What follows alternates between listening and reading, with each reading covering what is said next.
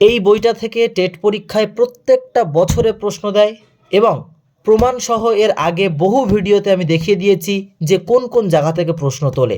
So hello everyone, this is Najmul Islam and you are watching the Bengal exam YouTube channel.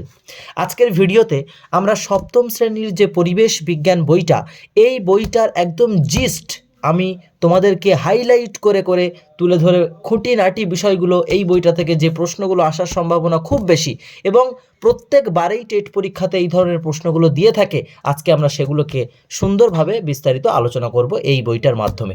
ওকে, এর আগে আমি একটু আলোচনা করে নিই। যারা ভিডিওতে ক্লিক করেছো তোমাদেরকে প্রত্যেককে বলবো যে অবশ্যই তোমরা ভাগ্যবান, কারণ এই বইটা তুমি যদি প্রথম থেকে শেষ পর্যন্ত এই বইয়ের যে অ্যানালিসিসটা যদি ভালো করে দেখতে পারো, তুমি অবশ্যই এখান থেকে প্রশ্ন আসলে তুমি অবশ্যই পারবে। ওকে, তো চলো আমরা দেখে নেব এই বইয়ের মধ্যে থেকে কোন কোন বিষয়গুলো আছে। এখন বিষয় হচ্ছে, আমাদের টেট পরীক্ষায় যে যত পাবলিশারের বই পড়ুক না কেন বা যত জায়গা থেকে নামি দামি চকচকে বই পড়ুক না কেন, প্রশ্ন ম্যাক্সিমাম এসে থাকে 3 to 8। ঠিক আছে, এই জিনিসটা যারা বারবার টেট পরীক্ষা দিয়েছে একমাত্র তারাই জানে এই ফান্ডাটা। ঠিক আছে, তো সেই জায়গা থেকে দাঁড়িয়ে বলবো, তুমি যদি এর আগেও পরীক্ষা দিয়ে থাকো তুমি নিশ্চয়ই রিয়েলাইজ করতে পারবে যে 3 to 8 বই থেকে কেমন প্রশ্ন আসে কি না। ওকে, তো সেই জায়গা থেকে দাঁড়িয়ে আমরা এর আগে কিন্তু অলরেডি আমরা 5 বই অর্থাৎ 3 to 8 আমাদের জিস্ট একদম জিস্ট বইটা আমাদের কাছে আছে এবং তার সঙ্গে আমরা এই জিস্টের সঙ্গে সঙ্গে এবার এই সরকারি বইয়েরাও একটা প্লেলিস্ট করে দিয়েছি। এই সরকারি বইটার থেকেও আমরা প্রত্যেকটা বই আমরা পরপর ধরে আলোচনা করব। ক্লিয়ার? কেমন তোমার প্রশ্ন হতে পারে এই ভিডিওটা কেন দেখবে?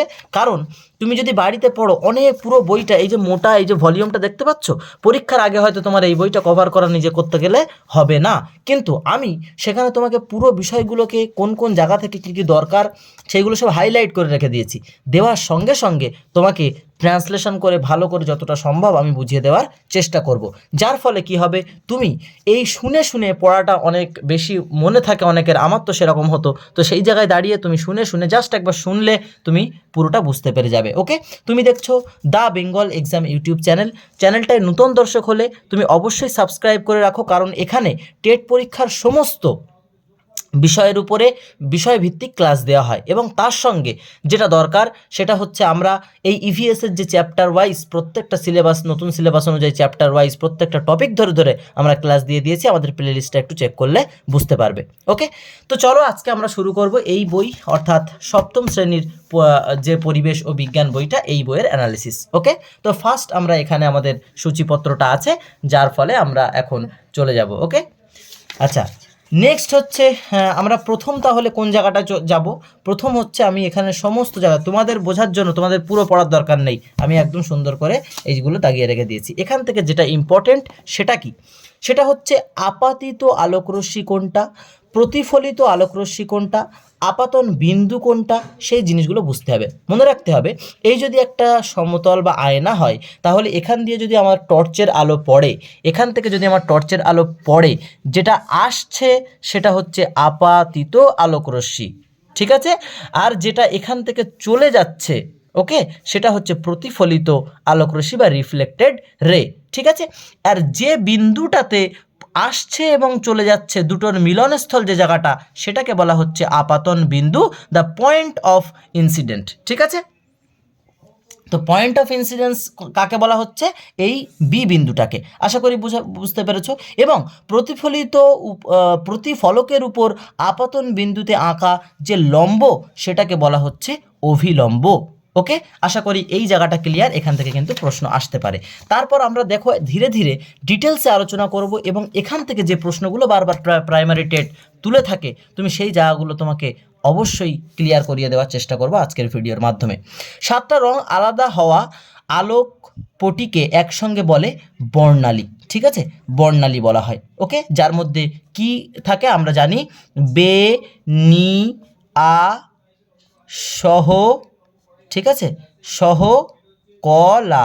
ঠিক আছে, অর্থাৎ বেগুনি, নীল, আসমানি বা ব্লু। ঠিক আছে, তারপরে হচ্ছে সবুজ, ওকে, তারপরে হচ্ছে হলুদ, তারপর হচ্ছে কমলা এবং লাস্টে হচ্ছে রেড বা লাল। তাহলে এই বেনিয়া সহ কলার মাধ্যমে তুমি যে 7টা রং থাকে সেই 7টা রং তোমার এখানে হয়ে যাচ্ছে। আশা করি বুঝতে পেরেছো। ভিডিও ভালো লাগলে প্রত্যেকে একটা লাইক করে দেবে। এখান থেকে কি আসছে একটু মনোযোগ দিয়ে দেখো। দেখো একটা কথা আমি প্রথমেই বলি, হয়তো অনেকের মনে হবে যে এই কথাগুলো বলার কি দরকার। সব থেকে গুরুত্বপূর্ণ আমি কি পড়ছি থেকে বেশি ইম্পর্টেন্ট কিভাবে পড়ছি, ঠিক আছে? তো সেই জিনিসগুলো বেশি ইম্পর্টেন্ট। সেই জন্য আমি বারবার বলি যে কোনো কাজ থেকে, অনেকের আছে যে আমি যে কোনো চাকরি পরীক্ষার জন্য প্রস্তুতি নিচ্ছি কিন্তু সারাদিন 7-8 ঘন্টা করে পড়ছি, কিন্তু দিন শেষে মনে হচ্ছে কিছুই পড়িনি।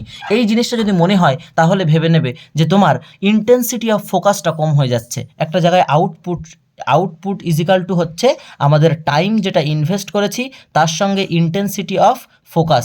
এই ফোকাস যদি আমাদের মিস থাকে, টাইম দিচ্ছ কিন্তু আউটপুট আসছে না, কারণ এইটা প্লাস করে আমাদের আউটপুটটা নিয়ে আসে। আশা করি বুঝতে পেরেছো। তো দেখো ফোকাসের সঙ্গে দেখো, আশা করি ভালো লাগবে। এখানে কি অতিবেগুনি রশ্মির প্রভাবে কোষের খুব দরকারি ডিএনএ অণুর ক্ষতি হয়, ঠিক আছে? তাহলে এটার জন্য কি অতিবেগুনি রশ্মি বা আল্ট্রা ভায়োলেট রে, ঠিক আছে? আশা করি বুঝতে পেরেছো। আচ্ছা এখানে এবার আবার যেটা গুরুত্বপূর্ণ যেটা যাব হচ্ছে আলো কম পেলে স্যামন মাছের বাচ্চারা মরে যায়। সূর্যের তাপ ও আলো কম পেলে গিরগিটি, সাপ আরও কত প্রাণী শীত ঘুমে চলে যায়, ঠিক আছে? আমরা জানি যে শীত ঘুম, ব্যাঙেরা শীত ঘুম দেয়, তাই না? তো সেই জায়গাটা হয়। আচ্ছা এখানে দেখো সুন্দর করে আমি এখান থেকে হাইলাইট করে রেখেছি।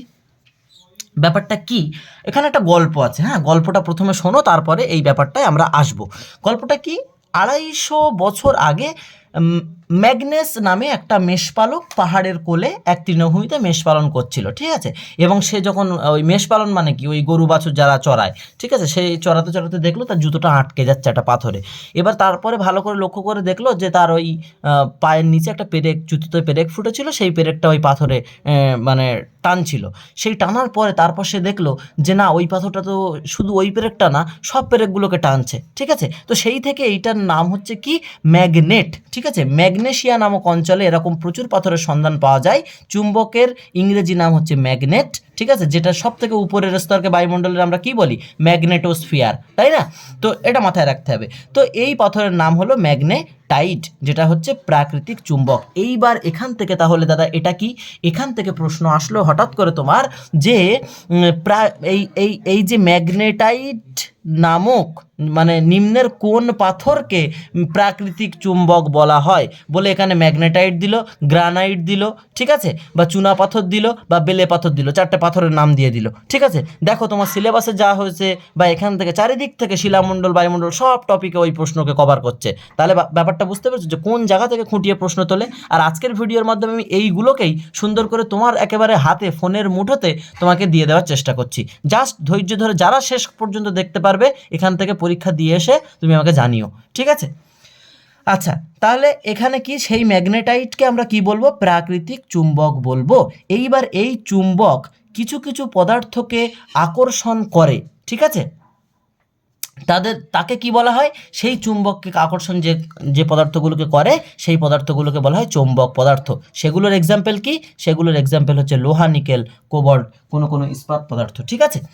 এবার যাদেরকে আকর্ষণ করে না তারা কি, যে রবার, কাঠ, কাগজ, ঠিক আছে, এইগুলোকে কি বলা হয়, অচুম্বক পদার্থ। আশা করি বুঝতে পেরেছো। আচ্ছা এইবার এখান থেকে আর তেমন কিছু যেগুলো গুরুত্বপূর্ণ আমি দেখো সব এই যে পেজ মুড়ে রেখে দিয়েছি, ঠিক আছে? এখান থেকে তোমাকে এইটা করলে এই বই তোমার কমপ্লিট করা হয়ে যাবে। এখান থেকে এইটা ইম্পর্টেন্ট, এটিএমে আমরা টাকা তুলি না, এটিএমের পুরো কথা কি, অটোমেটেড ইডি, ঠিক আছে, অটোমেটেড টলার, TELLER, টলার মেশিন, ঠিক আছে, অটোমেটেড টলার মেশিন, ঠিক আছে? কার্ডে ও ক্রেডিট কার্ডে চুম্বকিত স্ট্রিপ বা ম্যাগনেটিক স্ট্রিপের ব্যবহার করা হয়। তাহলে ম্যাগনেটিক স্ট্রিপ এই দুটোতে ব্যবহার করা হয়, ক্রেডিট কার্ড, ডেবিট কার্ডে, ঠিক আছে? আচ্ছা কম্পিউটারের হার্ড ডিস্কে এই চুম্বকের মানে চুম্বকের যে ব্যবহারগুলো দেখাচ্ছে, ইলেকট্রিক মিটারে, লাউড স্পিকারে, সাইকেলের ডায়নামোতে, ঠিক আছে, ইলেকট্রিক মোটর, কলিং বেল, ফ্রিজের দরজায়, এসবগুলো ব্যবহার করা হয়। ওকে, আচ্ছা এখান থেকে আরও একটা গুরুত্বপূর্ণ যে বিষয়টা, প্রাকৃতিক আশ্চর্যজনক বিষয়, মানে দেখো আমরা মানে একেবারে ভগবান বা উপরওয়ালার কি সৃষ্টি তুমি দেখলে বুঝতে পারবে।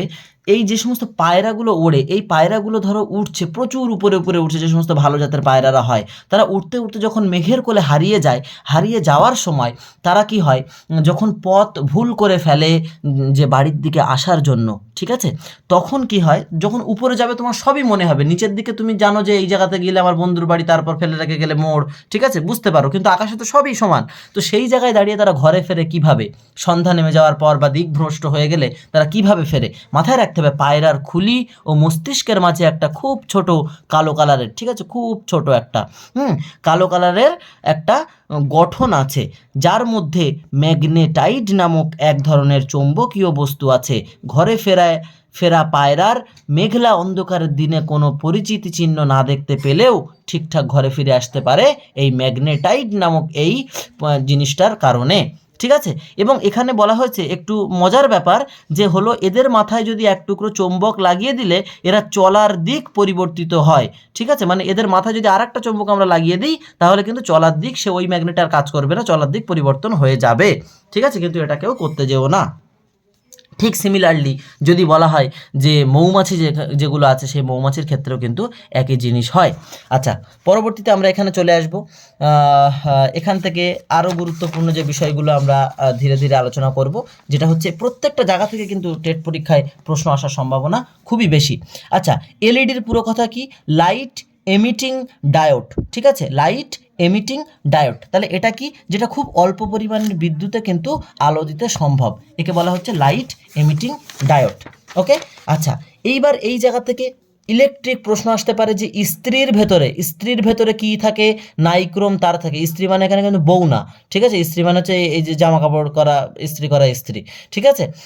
স্ত্রীর ভিতরে কি থাকে, ঠিক আছে, স্ত্রীর ভেতরে কি থাকে হচ্ছে নাইক্রোম তার। আচ্ছা, এখানে হচ্ছে কি বাল্বে কি থাকে, টাংস্টন বা ফিলামেন্ট, ওকে, টাংস্টন বা ফিলামেন্ট থাকে ফিউজে, ওকে।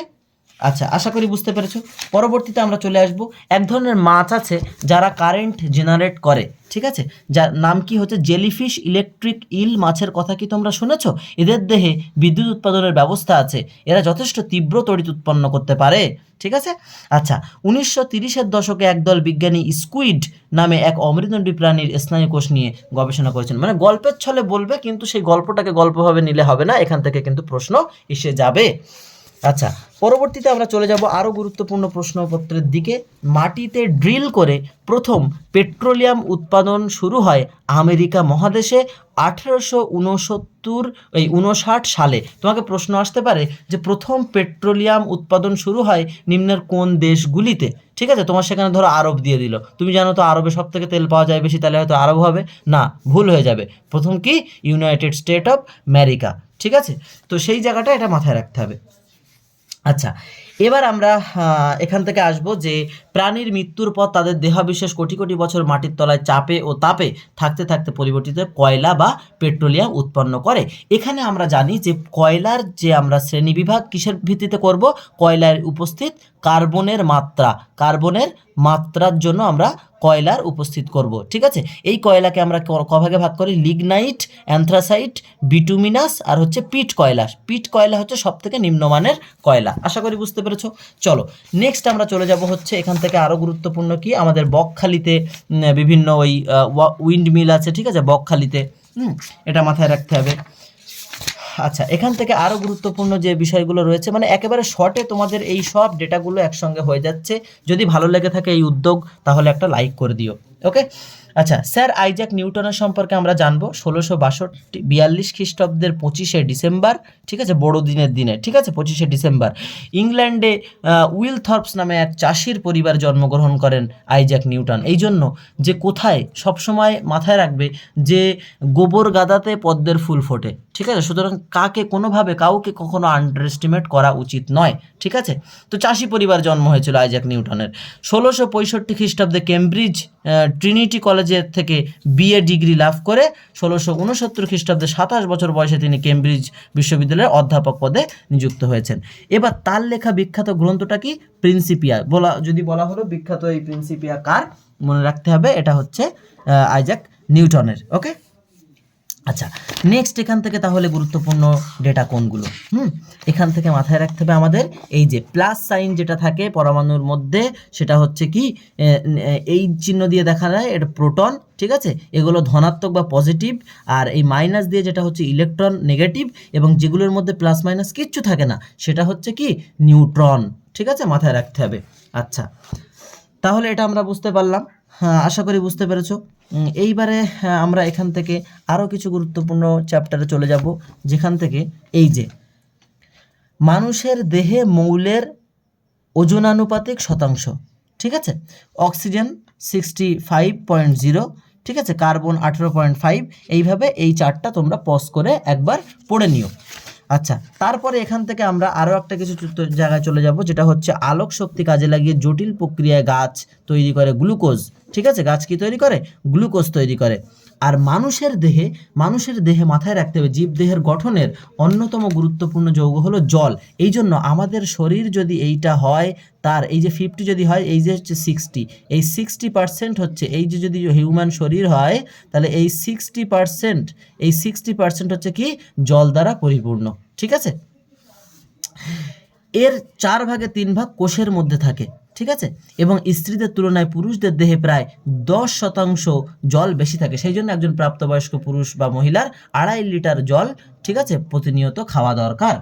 আচ্ছা, তাহলে ব্লাড যদি বলা হয় কতটা থাকে, ব্লাড থাকবে মনে রাখবে 5 লিটার, ঠিক আছে, 5 লিটার। আমি এই ব্যাপারে পরে যখন ব্লাডের ব্যাপার আসছে আমি ডিটেলসে বলে দিচ্ছি, ওকে, যেখান থেকে প্রত্যেকটা জায়গায় প্রশ্ন আসে। এই জায়গাটা থেকে যারা এই জায়গাটা ভালো করে দেখবে, এখান থেকে শুধু এই পরীক্ষা না, যে কোনো চাকরি পরীক্ষায় কিন্তু প্রশ্ন এখান থেকে আসে। কি ভালো করে লক্ষ্য করো এই জায়গাটা একটু। হ্যাঁ, এই জায়গাটা হচ্ছে আপেলে কি থাকে? Malic acid. এটা আমরা অনেকে শুনেছি, ছোটোর থেকে পড়েছি, কিন্তু মনে থাকে না, ঠিক আছে।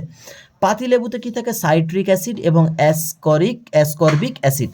কমলা লেবুতে সাইট্রিক অ্যাসিড, অ্যাসকর্বিক অ্যাসিড। তাহলে এই দুটোকে আমরা প্লাস করে দেবো। পাতিলেবু আর কমলা লেবুতে একই থাকে, সাইট্রিক আর অ্যাসকর্বিক। তেঁতুলে কি থাকে? টার্টারিক।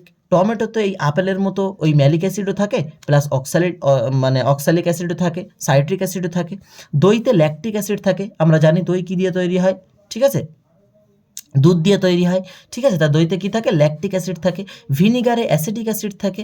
সোডা ওয়াটারে কার্বনিক অ্যাসিড থাকে। এবং মিউরিয়েটিক অ্যাসিড কিসে থাকে? হাইড্রোক্লোরিক অ্যাসিড থাকে, ঠিক আছে। এই ব্যাপারগুলো আশা করি বুঝতে পেরেছো। পিঁপড়ের দেহে থাকে ফার্মিক অ্যাসিড, এই জন্য পিঁপড়ে কামড়ালে জ্বালা করে। আশা করি বুঝতে পেরেছো।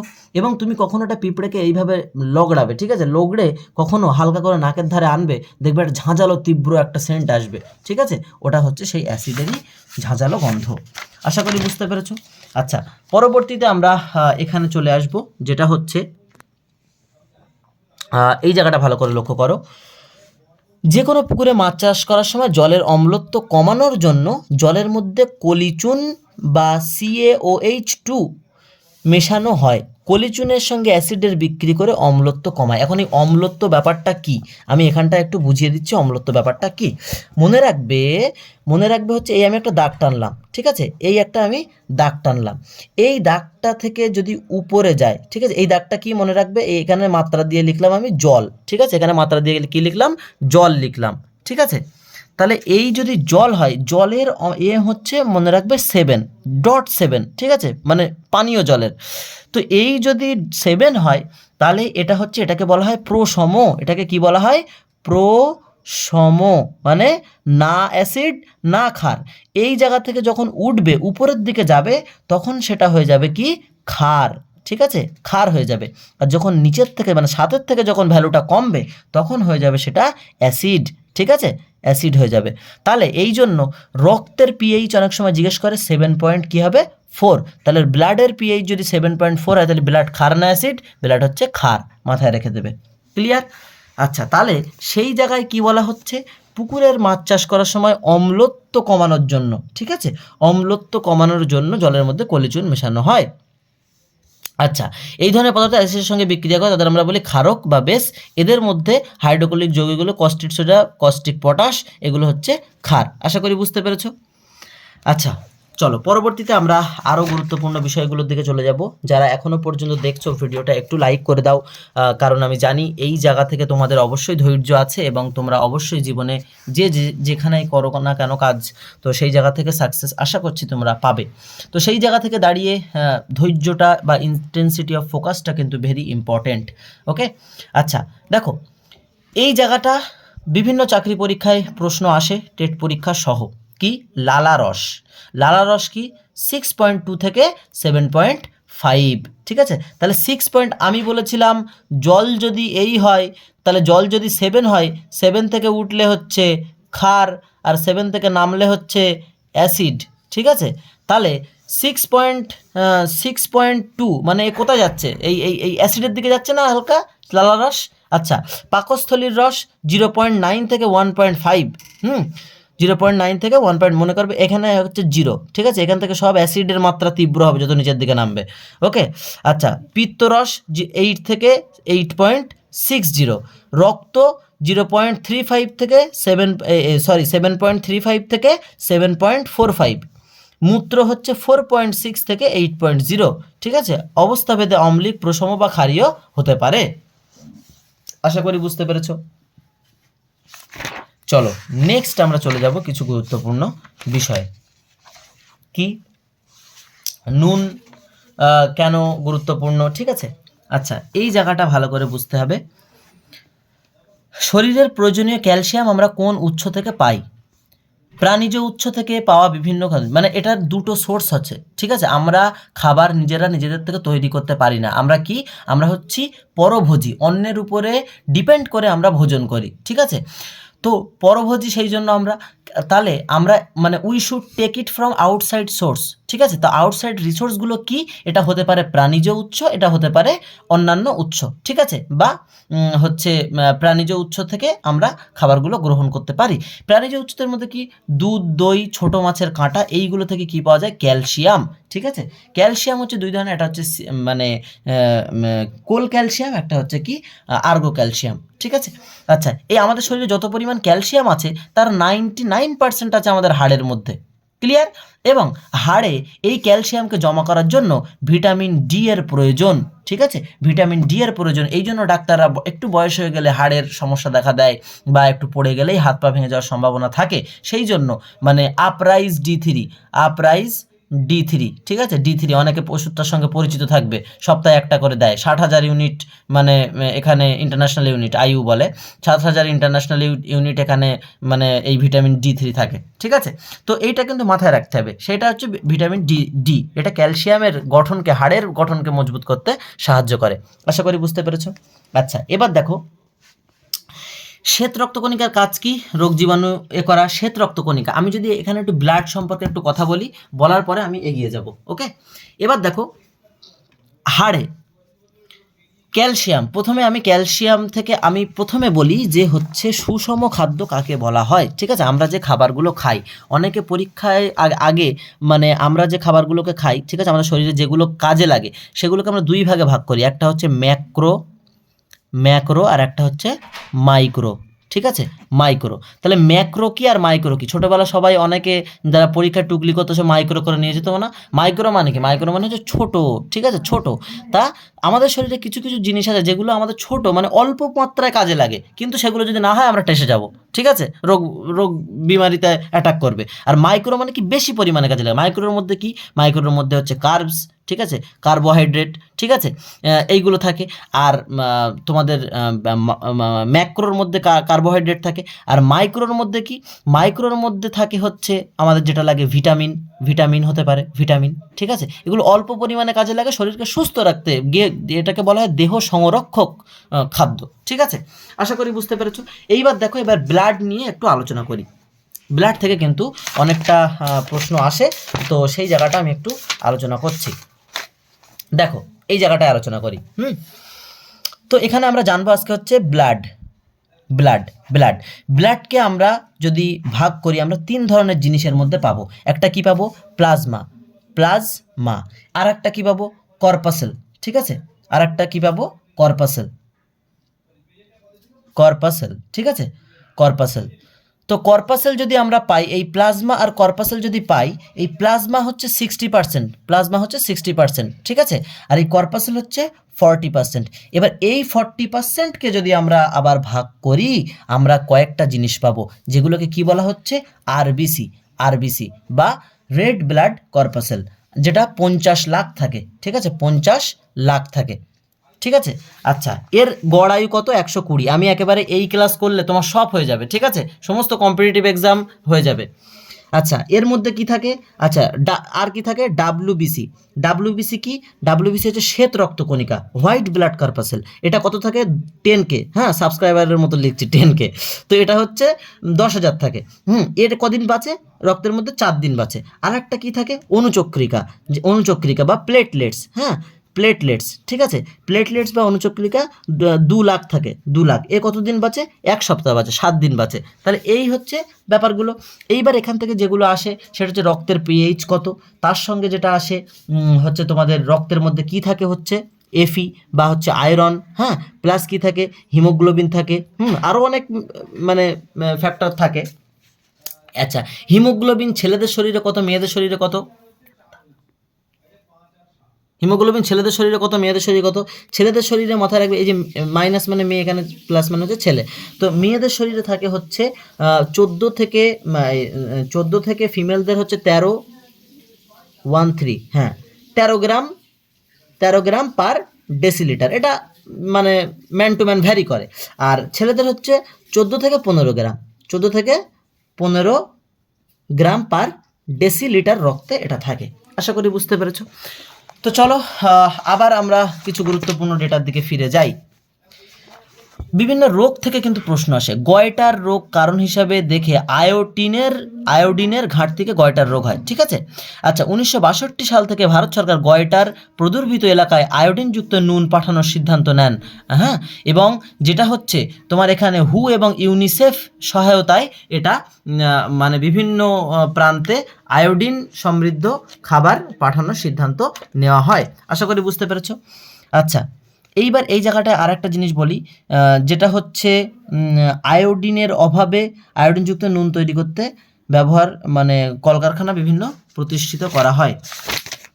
আচ্ছা, নেক্সট আমরা চলে যাব। আচ্ছা, নেক্সট চলে যাব হচ্ছে কোথায়, এই জায়গাটায়। এই জায়গাটা লক্ষ্য করো, ব্যাকটেরিয়া সংক্রমণ হলে, পেট খারাপ হলে অ্যান্টিবায়োটিক দেয়। দেখো নামের সাথে এই যে ব্যাকটেরিয়ার সঙ্গে বায়োটিক, ঠিক আছে, বায়োটিক বা জীবাণুনাশক ব্যবহার করা হয়। যেমন তোমার মধ্যে হচ্ছে সিভি মক্স বা মক্স সিভি, ঠিক আছে, বা হচ্ছে অ্যাজিথ্রোমাইসিন 650, ঠিক আছে, 650, এই যেগুলো ব্যবহার করা হয় এগুলো হচ্ছে অ্যান্টিবায়োটিক, ঠিক আছে। আচ্ছা, অম্বল বা অ্যাসিডিটি যখন আমাদের হয় তখন আমরা কি খাই, অ্যান্টাঅ্যাসিড, মানে অ্যান্টি মানে কি, ওটার প্রতিরোধ করবে, প্লাস অ্যাসিডকে প্রতিরোধ করবে কে, অ্যান্টি অ্যাসিড, ঠিক আছে, অ্যান্টাসিড খাই আমরা, ঠিক আছে। আশা করি বুঝতে পারেন, যে এর মধ্যে খাই আমরা ইনো, হ্যাঁ ইনো খান, 5 মিনিটের মধ্যে নিজের অম্বল শেষ করে ফেলুন, ঠিক আছে, এরকম অ্যাড দেয় না। তো এইগুলো হচ্ছে অ্যান্টাসিড। আচ্ছা, তার সঙ্গে কি ছড়ে যাওয়া বা কেটে যাওয়া, হ্যাঁ, এখানে আমাদের সেপটিক হওয়ার ভয় থাকে, সেই জন্য আমরা কি ব্যবহার করি, অ্যান্টিসেপটিক, ঠিক আছে, অ্যান্টিসেপটিক ব্যবহার করি। আমরা চোট লেগে গেলে, ব্যথা হলে বিভিন্ন পেইন কিলার বা বেদনানাশক খাই, ঠিক আছে। পেইন কিলার কি, হাইপিনাক খাই, ঠিক আছে, বা প্যারাসিটামল 1 mg কে ব্যবহার করা হয় মেডিকেল সায়েন্সে। 1 mg প্যারাসিটামল যদি 1 mg বা 1 গ্রাম মিলিগ্রাম ডোজে দেওয়া হয়, তো অনেক সময় মানে পেইন কিলার হিসেবেও কিন্তু কাজ করে, শুধু জ্বরের জন্য কাজ করে না কিন্তু। তো এইটা হচ্ছে ব্যাপার। তো সেই জন্য আমাদের আর পেইন কিলার মানে খুব সামান্য সমস্যায় পেইন কিলার খাওয়া নিষেধ, এটা হার্টের ক্ষতি করে। আশা করি বুঝতে পেরেছো। চলো একেবারে প্র্যাকটিক্যালি আমরা পড়বো। আচ্ছা, এখান থেকে কি লেড কোন ধাতুর জন্য কি প্রভাব পড়তে পারে শরীরে, লেডের জন্য কি হয়, খাওয়ার ইচ্ছা কমে যায়, খাবো না, হ্যাঁ এরকম একটা ব্যাপার, ঠিক আছে। আচ্ছা, বমি ভাব পায়, মাথা ধরে, ঠিক আছে। আচ্ছা, পারদের জন্য কি হয়, মুখ জিভে পেশির সাড়া কমে যায়, বৃক্কের ক্ষতি হয়, ঠিক আছে, বৃক্ক মানে কি, কিডনির ক্ষতি হয়। আচ্ছা, পারদ ঘটিত রোগ কি, মিনামাটা, ঠিক আছে, মিনামাটা, জাপানের মিনামাটা মানে নদীর তীরে সেই পারদ দূষণের ফলে এটা হয়েছিল। আচ্ছা, ক্যাডমিয়াম দূষণের ফলে কি হয়, ইতাই ইতাই রোগ হয়। ক্যাডমিয়ামের ফলে কি হয়, ইতাই ইতাই। আমরা যখন কোনো বাচ্চাকে দোকানে নিয়ে যাই, নিয়ে গিয়ে যদি বলি বাবা তুমি কি খাবে, হ্যাঁ চিপস খাবে, বলবে না। হ্যাঁ কি খাবে, চকলেট খাবে, না। মানে অনেক অপশান দিতে হয়, মাল্টিপল অপশান দিতে হয়, সেখান থেকে এমসিকিউ চুজ করার মতো চুজ করে, ঠিক আছে। তো যখন তো আমরা ক্যাডবেরিকে দেখাই তখন বলি ইতা ইতা ইতা, হ্যাঁ এরকমভাবে দেখায় না। তো ইতা ইতা, এই ক্যাডবেরি থেকে ক্যাড কথাটা মাথায় থাকবে তো, এই যে ক্যাডমিয়াম, তো ক্যাডবেরি থেকে ক্যাডবেরি কি বাচ্চারা কি বলে, ইতাই ইতাই। তো ইতাই ইতাই রোগ হয় কিসের ফলে, ক্যাডমিয়াম দূষণের ফলে। আশা করি বুঝতে পেরেছো, বা ক্যাডমিয়ামের অভাবে। যেখানে হাড়ের জোড়া ব্যথা, মানে জয়েন্টে জয়েন্টে পেইন, যেটা কোলেস্ট্রল বেড়ে গেলে হয়, ঠিক আছে, বা ইউরিক অ্যাসিড, কোলেস্ট্রল না সরি ইউরিক অ্যাসিড, ঠিক আছে।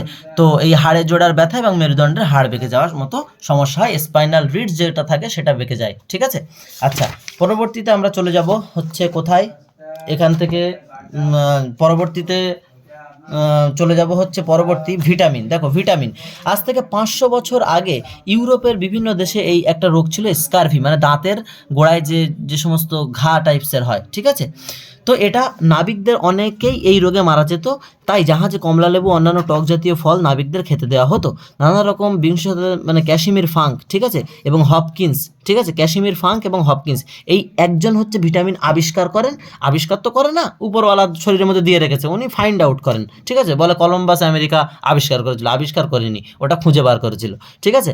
তো এই ক্যাশিমির ফাঙ্ক এবং হপকিন্স কি করে সেটাকে, মানে এই দুজনে, একজন আবিষ্কার করেন এবং একজন নামকরণ করেন, ঠিক আছে। মাথায় রাখবে, আমার ভিটামিনের ক্লাসে ডিটেলসে বলে দেওয়া আছে। আচ্ছা, এই ভিটামিনকে আমরা দুই ভাগে ভাগ করি, ভিটামিনকে দুই ভাগে ভাগ করি, কী কীভাবে, একটা হচ্ছে fat soluble, fat soluble, soluble মানে কি দ্রবীভূত, ঠিক আছে, আর একটা হচ্ছে ওয়াটার সলিউবেল, ওয়াটার সলিউবেল, ঠিক আছে। তাহলে একটা হচ্ছে ফ্যাট সলিউবেল, একটা হচ্ছে এই ফ্যাটের দ্রব্য কি অ্যাডেক, এ ডি ই কে, অ্যাডেক, ঠিক আছে। আর ওয়াটার সলিউবেল কি বি কমপ্লেক্স, আর হচ্ছে সি, ঠিক আছে। সি ভিটামিন রসে ভরা গোল গোল পেয়ারা, যে খাবে মোটা হবে দিন দিন চেহারা, ঠিক আছে। এটা মজা করলাম। আচ্ছা, এবার এখান থেকে মাথায় রাখবো ডি এর উৎস। উৎস মানে কি সব কিছুতে কম বেশি সব কিছু পাওয়া যায়, কিন্তু হাই সোর্সের কথা বলা হয়েছে, ঠিক আছে। আচ্ছা, এখানে একটা জিনিস মনে হয় মিস করে গেছে, ভিটামিন ডি দুধে থাকে, এতে থাকে, ডিমের এই জায়গাটায় থাকে, আচ্ছা মাছের তেলে থাকে, আর একটা থাকে হচ্ছে সূর্যমুখীর তেল, সূর্যমুখীর বীজ, ঠিক আছে, সূর্যমুখীর বীজে থাকে, ঠিক আছে। সারাদিন সে সূর্যের দিকে তাকিয়ে থাকে, সেই জন্য আর কি সূর্য তাকে ভিটামিন ডি দেয়, ঠিক আছে। এই জন্য এখনকার মেয়েরা বাইরে বেরোয় না, মানে কালা হয়ে যায়গে, তো সেই জন্য আর কি বাইরে বেরোনো দরকার শরীরে ভিটামিনের জন্য। আচ্ছা, ই, ই কি, ই হচ্ছে আমাদের শরীরে বিভিন্ন ধরনের বন্ধ্যাত্ব এবং চুলের যে সমস্ত সমস্যা, স্কিন, এই জন্য ভিটামিন ই ব্যবহার করা হয়। ই ক্যাপসুল হয় না, ইভিয়ন 400, তো এইটা হচ্ছে ব্যাপার। এই কে, কে হচ্ছে কি, কে কী কাজ করে, ভিটামিন কে আমাদের যে মস্তিষ্কে যে নার্ভের টিস্যুগুলো যুক্ত থাকে, ঠিক আছে, এইগুলোকে ব্লাড ক্লটিং করতে সাহায্য করে, ঠিক আছে। এই জন্য এই ভিটামিন কে এর অভাবে কী রোগ দেখা যায়, রাজকীয় হিমোফিলিয়া, যেটা ইংল্যান্ডের রানীর হয়েছিল, ঠিক আছে, যার ফলে কেটে গেলে রক্ত জমাট বাঁধে না, তাকে বলা হয় রাজকীয় হিমোফিলিয়া, ঠিক আছে। আশা করি বুঝতে পেরেছো। আচ্ছা, এ, ভিটামিন এ এর মানে রাসায়নিক নাম কি, ভিটামিন এ, এখান থেকে মাথায় রাখতে হবে আমাদের রেটিনল, ঠিক আছে, রেটিনল। রেটিনল কোথায় কি, রেটিনল মানে হচ্ছে আমাদের চোখের রেটিনা আছে না, সে রেটিনা থেকে রেটিনল, এটা আমাদের চোখের দৃষ্টিশক্তিকে বজায় রাখতে সাহায্য করে, রাত কানা ফানা এসবগুলোর জন্য কাজ করে, ঠিক আছে। তো এখান থেকে তো অনেক ব্যাপার আছে, চলো আমরা আরেকটু কিছু গুরুত্বপূর্ণ, উচ্চ রক্তচাপ বা high blood pressure. Blood pressure normal কত, 120/80, 120/80, এটা হচ্ছে সিস্টোলিক প্রেশার, এটা হচ্ছে ডায়াস্টোলিক প্রেশার, ঠিক আছে। 120-তে সারা শরীরে ছড়িয়ে যায়, সেখান থেকে আবার 80-তে ফিরে আসে। তো এটা সোডিয়ামের অভাব দেখা দিলে এটা হয়, ঠিক আছে। অ্যানিমিয়া বা রক্ত অল্পতা, চামচ আকৃতির নখ, আয়রনের অভাবে হয়ে থাকে। এফি মানে যেটা আয়রন, আয়রন মানে কিন্তু লোহা খেতে দেয় না, লোহার মধ্যে কিছু পার্টিকেলস আছে যেটা যেটা কিন্তু এই আয়রন বা এফি ট্যাবলেট মধ্যে থাকে, ঠিক আছে, যেটা আমাদের হিমোগ্লোবিনকে অলসো বুস্ট করে অনেক সময়, ঠিক আছে। বারবার হাড় ভেঙে যাওয়া, বেঁকে যাওয়া, এই সময় ক্যালসিয়াম বা ফসফরাস, ভিটামিন ডি এর সঙ্গে যুক্ত। রক্তে শর্করার পরিমাণ বেড়ে যাওয়া, এটা জিঙ্কের অভাবে হয়, ঠিক আছে, জেডেন, ঠিক আছে, জিঙ্ক, ঠিক আছে। আশা করি বুঝতে পেরেছো। আচ্ছা চলো, পরবর্তীতে আমরা আরও চলে যাব গুরুত্বপূর্ণ কিছু ডেটাতে, যেটাখানে এখানে হচ্ছে এই যে খাদ্য শৃঙ্খলার খাদ্য জাল কি বলতো, মনে করো এই যে ঘাস, সবুজ উদ্ভিদ, ঘাস ফড়িং, ব্যাং, সাপ, বাজ, এই যে একটা চেন দিয়ে যাচ্ছে, মেয়েদের গলায় অনেক সময় হার থাকে না, সেই হার কি, একটা হাত থাকে, সেই হারের সাথে আর একটা হাত থাকে, এই হাত থাকে, এইভাবে হাত থাকে। তো এই হার একটার সঙ্গে আর একটা যুক্ত থাকে, একটা যদি ঘাট কেটে যায় তাহলে কি হাতটা ঝপ করে নিচে পড়ে যাবে না, তাই না? তো সেই জায়গায় কী হবে, এটা হচ্ছে চেন থাকে, এটা হচ্ছে চেন বলা হয়। তাহলে ফুড চেইনকে এটাকে মানে একটার সাথে একটা যুক্ত থাকলে ফুড চেইন বলা হয়। কিন্তু যদি এখান থেকে একটা যুক্ত করে, এখান থেকে একটা যুক্ত করে, এইভাবে বিভিন্ন একে অপরের সাথে যুক্ত থাকে, তাহলে সেটাকে বলা হয় খাদ্য জাল। ঠিক আছে, জালকের আকারে ধারণ করে। যেমন ঘাস খাচ্ছে ঘাস, বা এটা ঘাস ফড়িং খাচ্ছে ঘাস, এবার আবার ব্যাঙ খাচ্ছে হচ্ছে ঘাস ফড়িং। এখানে ঘাস ফড়িং যদি অমিট হয়ে যায় তাহলে ব্যাঙ কিন্তু ঘাস খেতে আসবে না। আবার তাহলে খাদ্য জাল যদি, এই ফুড চেইন যদি, খাদ্য শৃঙ্খল যদি ব্রেক হয়, তাহলে সেটা মানে সেটা ফিরে আসা অসম্ভব। কিন্তু আবার এই জায়গায় দেখো, এই সবুজ উদ্ভিদ কে খাচ্ছে, প্রজাপতিও খাচ্ছে, ঠিক আছে, আবার এদিকে ঘাস ফড়িংও খাচ্ছে। তাহলে এই জায়গায় কোনো একটা ব্যক্তির কাছে দুটো তিনটে অপশান আছে। এই খরগোশ, সে নিজে ঘাস খাচ্ছে, তাহলে ঈগলের কাছে এখানে খরগোশও আছে, এখানে টিকটিকিও অপশান আছে। এ না থাকলে একে খাবে, খেয়ে বেঁচে থাকবে, তাহলে মানে ইকোসিস্টেম ব্রেক হবে না। আশা করি ব্যাপারটা বুঝতে পেরেছো।